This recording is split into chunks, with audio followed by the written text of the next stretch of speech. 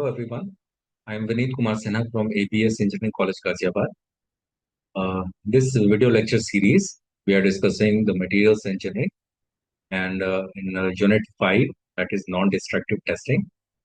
Today the topic for discussion is creep and failures. Let us start. So, how can we define creep? What is creep?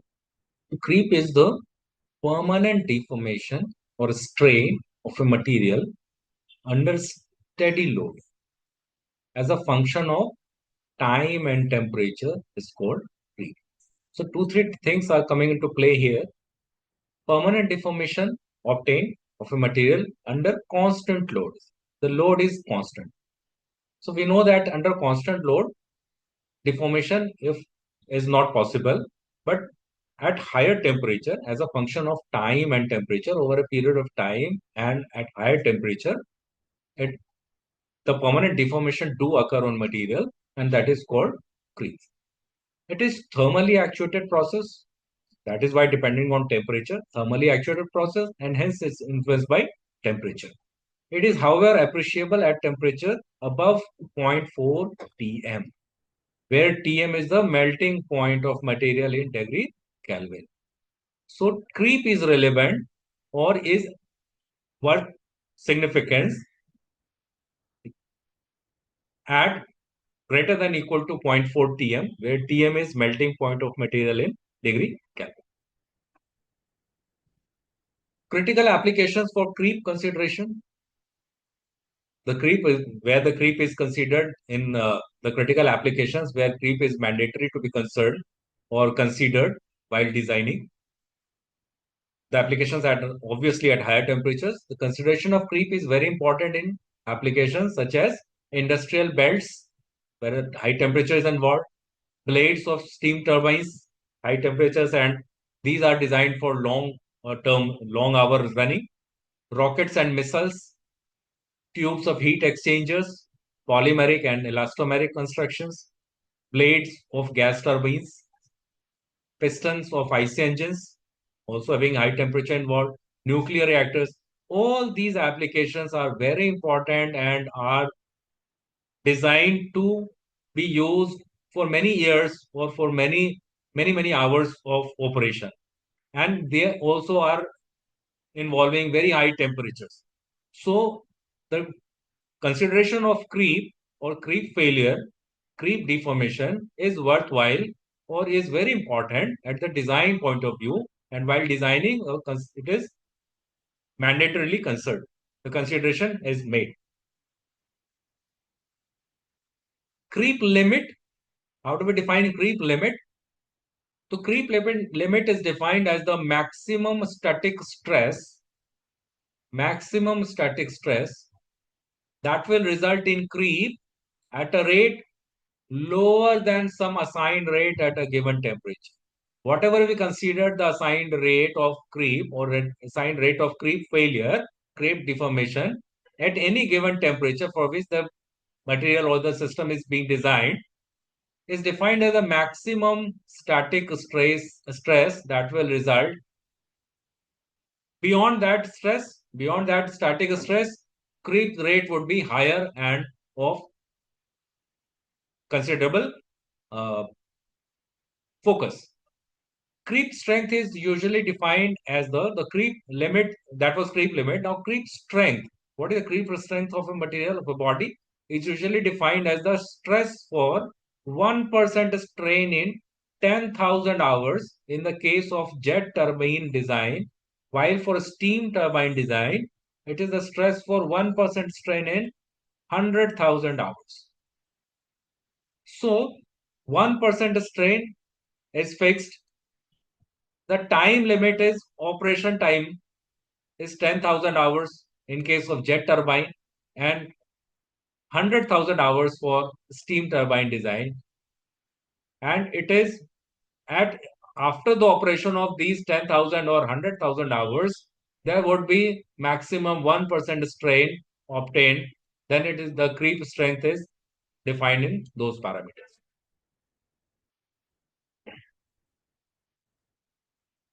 Now, when we plot the time and creep strain, because the stress is constant when we consider the phenomenon of creep or creep failure. The stress applied, this is static. Earlier, when we were having the tensile test, thus we were plotting the graph on stress and strain. As soon as we were increasing the stress, the strain was increasing. Here the stress is not increasing, stress is constant. So we have to, and time plays an important role, and temperature also plays an important role. It's a function of time and temperature.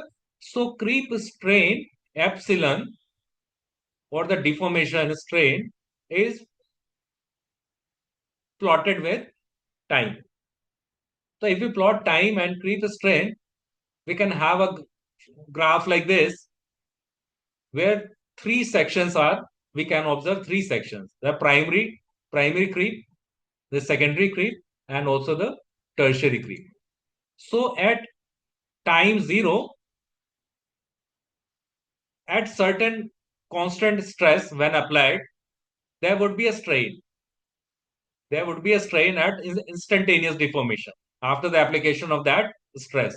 Now the stress would come constant, and during after as the time passes, the creep strain gets increased, the rate of creep strain gets decreased, then a section of constant creep rate or the creep deformation rate is obtained, and then again the creep rate finally rises and rupture takes place.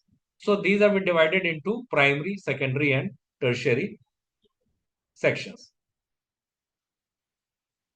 So it's typically characterized by three stages. First one is primary or transient or cold creep. In this stage, the deformation rate is relatively high but decreases over time. The rate is initially high, but the rate is decreasing over time. It is associated with the initial adjustment of the material to the applied stress. When the constant stress is applied, the initial adjustment focuses in the primary creep. Now, secondary creep, also called viscous or hot creep, this stage exhibits a relatively constant and moderate deformation rate. The relatively constant and moderate deformation rate is observed. The microstructural changes in the material become more stabilized during this phase, and this is the most important phase of the creep failure, because the maximum time, the lifetime of the product or the material which is under stress condition in the real world is happening in this secondary creep. Tertiary creep, this is the final stage where the deformation rate increases rapidly and leading to failure. Tertiary creep often indicates the imminent failure. If the tertiary creep starts, then imminent failure of the material takes place. Material will ultimately gets failed. Now, what are the factors affecting creep? When we know that creep is a failure strain at constant stress, having the dependence of time and temperature as a function of time and temperature. What are the factors affecting creep? So several factors influence the extent and rate of creep in materials. The key factors are temperature. Obviously, creep is significantly influenced by temperature. Higher temperature generally accelerate. Higher temperatures accelerate the creep process by promoting atomic diffusion and making the material more susceptible to deformation. So the primary process behind this creep is atomic diffusion. Applied stress, it is also dependent on initial applied stress or the constant applied stress. The magnitude of the applied stress plays a crucial role in creep. Higher stresses lead to more pronounced creep deformation. Creep is particularly sensitive to stress levels approaching the material's yield strength. So at approaching the material's yield strength, when the applied stress is applied, it is particularly sensitive to creep. So nearby the material yield strength, if it is applied for a certain time, creep is very significant in very less amount of time. Other factors affecting creep are material composition. The composition of material also plays an important role. Different materials exhibit varying degree of susceptibility to creep. The composition, structure, microstructure, and phase characteristic of a material, which we discussed earlier in the second unit, determine its creep resistance. For example, materials with a high melting point and a strong interatomic bond tends to resist creep better. So those material which is having a high melting point, we can withstand temperature, high temperatures, and a strong interatomic bonding tends to resist creep better and for more number of time and temperature. Next factor affecting creep is grain size. Finer grain sizes, as the grain sizes become finer, generally lead to decreased resistance to creep, deformation, and it's more prone to creep. As soon as the grain size gets reduced, smaller grains create more boundary for sliding, which can increase the creep process. So the failure through boundary sliding at boundaries, grain boundaries, the failure do happen in creep, and this will be more prone in the finer grain size material. Microstructure also plays an important role, affect the creep. The microstructure of a material, including the arrangement of grains and phases, how many phases and what type of grain sizes are what influences its creep behavior. Well organized microstructure with minimal defects can hinder the movement of dislocations and reduce creep. So well organized microstructure and minimal defects can hinder the movement of dislocation and reduce creep. So creep can be reduced in the well-organized microstructure, material having well-organized microstructure. Time is obviously an important factor. Creep is a time-dependent process, and the duration of exposure to stress. If the constant stress is applied to considerable amount of time, and elevated temperature is a critical factor. This is the definition of creep basically. Longer exposure times generally lead to more significant creep deformation. The influence of a stress sigma, that is constant stress, and temperature T on creep behavior when we assess this time and creep strain plot can be obtained by the formula. The rate of creep strain is equals to K1 and static stress to the exponent n, where K is a constant and we can have this plot three plots are there.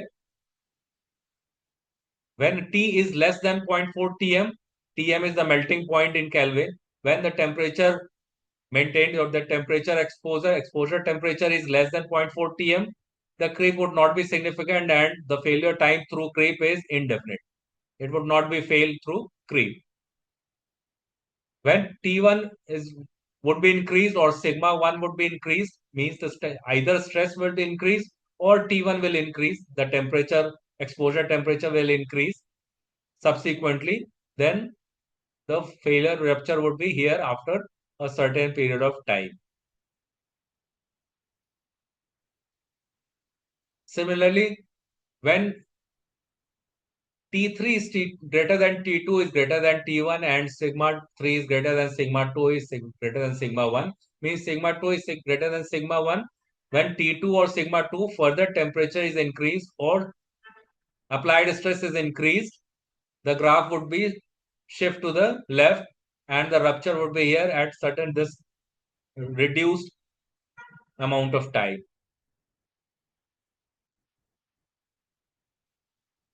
Similarly, further increase in temperature, exposure temperature or high and or increase in applied stress will further reduce the rupture time and the rupture time will further get reduced.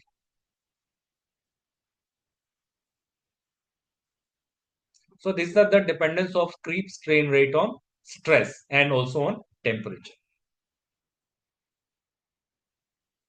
The creep resistant materials, what we are in application, we tend to apply select material as when creep is a considerable factor and a high temperature application is required. Then the creep resistant materials are inconel alloys, hastelloys, stainless steel alloys, tungsten, molybdenum, niobium alloys. All are having very high melting point materials. Rene alloys, maraging steel alloys, alumina, zirconia, titanium alloys, polyamides, graphite and carbon composites, mnemonic, cobalt-based superalloys, ferritic stainless steel, nickel-based superalloys, zirconium alloys, silicon carbide ceramics.